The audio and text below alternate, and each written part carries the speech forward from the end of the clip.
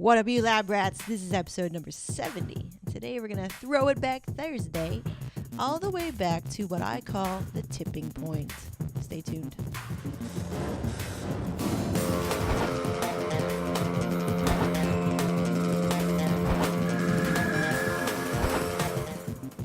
Hello, my friends, and welcome to the Lab Rat Dailies show, the in-between show, the main show on the Get in the Lab podcast with Kevin and I talking about building a business together. And every day here on the daily Lab Rat Dailies, blah, blah, blah, blah, blah, we have a theme. Sorry for the late start. Every day here on the Lab Rat Dailies, we have a theme. And today's theme is Throwback Thursday. Of course, it's Thursday. So we're going to throw it up the image right now. And you're probably seeing something way back in the Dizzy when I used to inspect businesses, small and big, about handling hazardous materials and whether or not they were doing it right. And I was a government stooge for a minute. And I want to take some time to kind of tell you guys a little bit more. I guess this would kind of be in line with like my origin story, but I'm always interested in, the tipping point for some people when they were doing one thing and then something happened and then all of a sudden they were doing this other thing, right? And it's even more interesting when it's a total 180 from what they were brought up to do or what they were surrounded by. And so I always think that's kind of interesting to kind of know the backstory. How did it start? Right? Because then if I can kind of relate to that, then I can feel, I could feel maybe a little bit comforted that they had started in a place that is relatable to me. And so I don't know. I'm not saying that I've made it or anything like that, but regardless, I always think it's interesting, to kind of go into the backstory and figure out who you are as a person. So the tipping point for me, I don't really believe, I want to say this up front, that there is one tipping point. I think there is a lot of tipping points that kind of move the needle forward and move you in the direction you keep making certain decisions that are in line with this kind of grand vision that you have for yourself. And for me, that grand vision was really, really like a cloud, like a very, very unclear about what that was. There was words that popped up and feelings that popped up and emotions and a sort of, there must be something else that was part of that vision that kept me going when I was like, is this even worth it or whatever?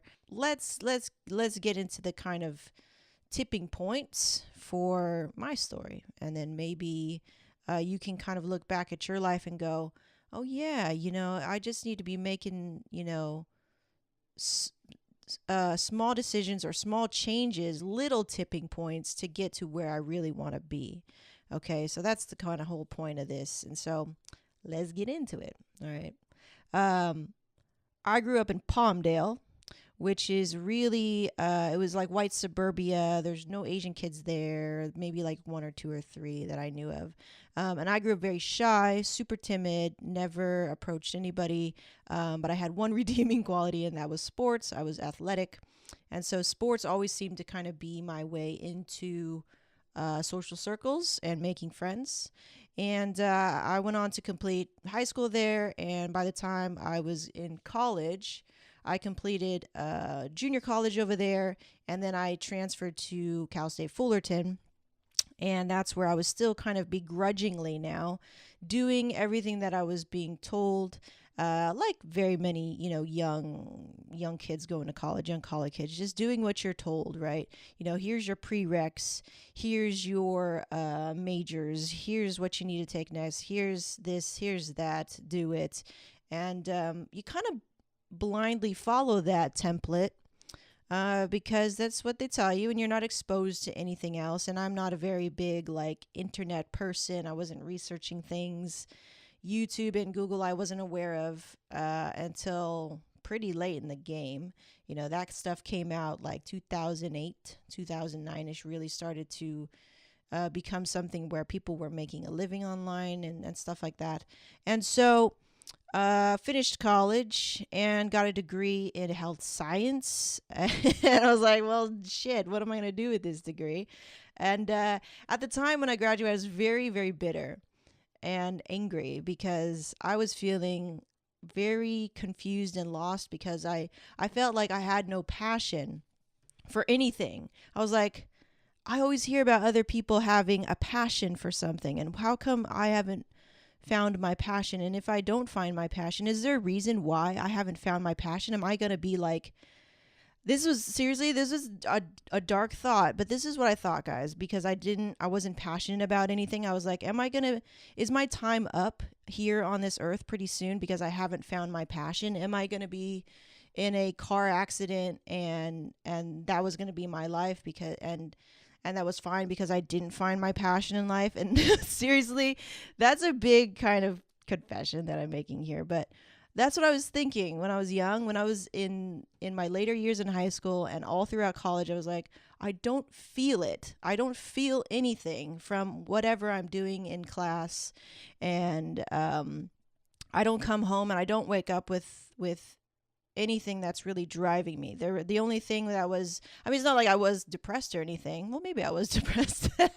But I had family and a couple of friends and sports and stuff like that to kind of wake up for. But other than that, like when I'm thinking about my future and what I'm going to do beyond college, nothing was sparking me. And that worried me a little bit inside. I was like, well, maybe I'm not supposed to be here for too long or something.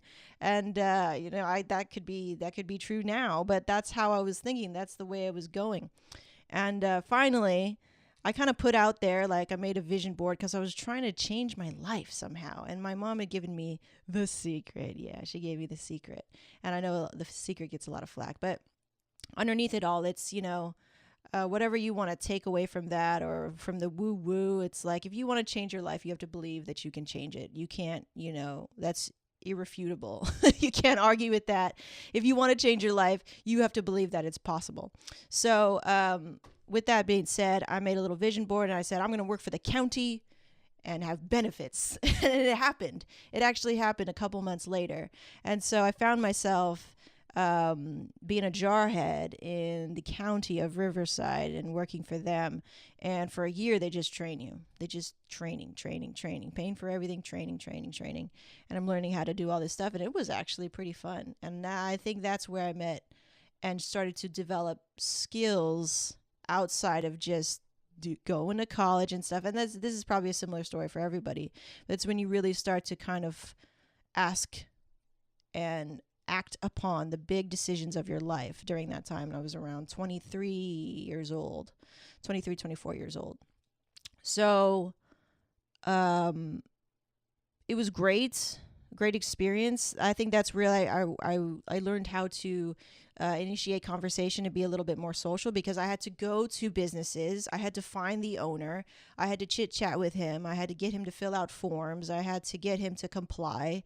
And when they were uncompliant, I had to learn how to work around that. And so I used certain things to my advantage. For one thing, I had no respect for me as an inspector because of how short I am and how young I look. And I'm a woman. And most of the people that I was inspecting were men, and I'm sure they assumed certain things about me. And a lot of them flirted. A lot of them tried to take advantage and tried to swoon me. And in fact, I actually turned the tables on them and swooned them.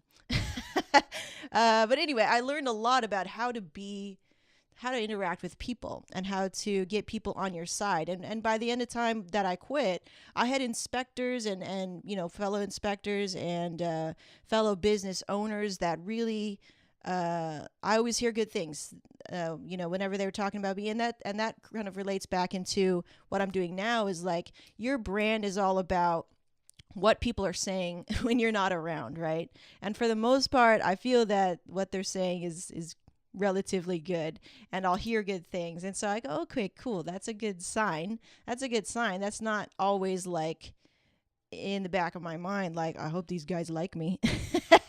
But I learned how to be likable, and I learned how to, I was unique in that sense that I was really short. I was Asian, not a lot, too many Asian inspectors, that Asian women going out there inspecting, not too many. It just wasn't your typical looking thing, an inspector for the government. And so I kind of used that to my advantage. And that was where I first learned that there was a power in influence, and there was a power in packaging. And that kind of always stuck in my mind. And then I read a book called The 4-Hour Work Week, like very many others. And then I watched a bunch of documentaries. I was watching so many documentaries because I was commuting to Palm Springs. That's where the job was. And even further than Palm Springs, it was in Indio. And I had a lot of time to myself. And so I watched a shit ton of documentaries. A lot of those were documentaries about the government. I was working in government, and how kind of unconstitutional it is to tax their people. And it's not even in the Constitution, and zeitgeist and zeitgeist addendum, and all these kinds of things that sort of were educating me beyond college and educating me about this whole other world of how to live. And the biggest thing, and these were, there's all been little tipping points up until then. A kind of major tipping point, because there's many after that, was, yes, reading the book, but then acting upon it. So I was so kind of enraged. I was enraged, and anger is great sometimes. Anger is a great tool for you to learn how to use in a means of executing and taking action. And for me, I've always used anger in that way. Not always, but I always try to use my anger in that way to act upon and to change my life because I'm so angry, right? So I quit my job there, and I had no plan, really. I had an idea. I had a vision that somehow, I don't know how, I wasn't even clear about the vision. And somehow I was going to just not do this thing that was making me really angry and frustrating me and being a non-creative outlet for me. And I think a lot of people get sucked into that. They're really creative people. I think we're born creative. We all are. We are born how to problem solve, and we are born human, right? And then somehow we go through this template or this system or whatever upbringing, nature versus nurture kind of thing, and we forget about that stuff, and we try to fit into our clothes, and we try to fit into our desk, and fit into all this shit. And so this kind of goes back to that other episode that I made about dreaming big, and how we forget how to dream. You forget how to be who you really were and are. And I feel like the past 2 years, the past 3 years actually has been like a rebirth, like a rediscovery of who I really am, and getting back to my roots about, loving to create and loving to work with my hands, and really, again, loving to create things. Yeah, I think that's really powerful for me. That really hits it. I love creating daily content and hanging out with you guys. So those were the tipping points. And ever since then, I've been trying to pay attention to those tipping points and just try to move towards those things little by little by little by little, until when I look back and I go, holy crap. And I'm doing that right now. I'm going, holy crap, because I can see the freaking 91 freeway right here that I used to be stuck in every single day, and just hating it. And I'm feeling sometimes hopeless during those times. And I'm so grateful to be here hanging out with you guys, and to be a lab rat, and to be talking about a previous experience. I'm so thankful to just be here, right here, going, I used to do that. And it was awful. And now I can look out from our backyard that we have cleaned, that we have kind of built, Kevin and I. And I just go, oh man, I'm so thankful for this, outdoor patio furniture that I can sit and enjoy the sun and see the freeway that I no longer have to be stuck on every single day. And, in a big way, in a big way, I haven't made it by anyone's real standards of making it.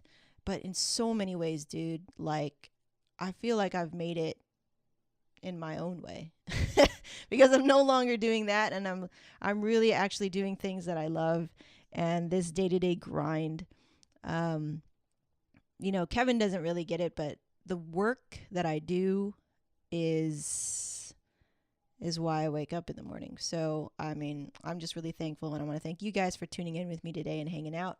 And this one went a little over 15 minutes, sorry, but we'll cut it up and hopefully it's palatable for you guys. So, tipping points.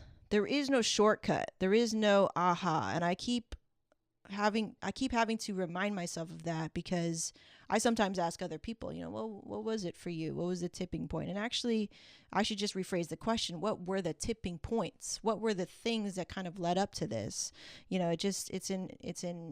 It's great to ask questions, and it's great to ask this question of somebody else who you think is successful. But I think you just have to rephrase and refine that question. Because for one thing, like, I'm sure somebody like me has heard that over and over again, and they go, well, why don't you ask me a better question?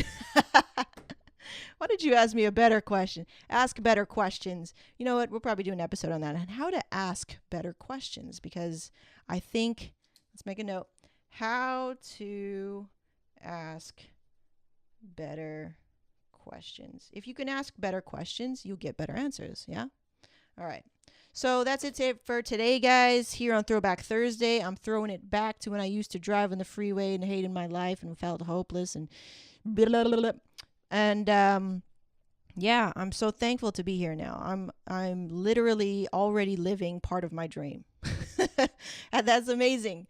I didn't realize it yet until kind of today, and I was like, I'm already kind of living my dream right now, which is amazing. It's amazing. So thank you guys again for being here and hanging out, listening, watching. Subscribe to become a Lab Rat today. Like this video if you did. And we'll see you next time here on the Lab Rat Dailies. Once again, my name is Megan, reminding you to get in the lab. We'll see you. Peace out. Good things. Good shit.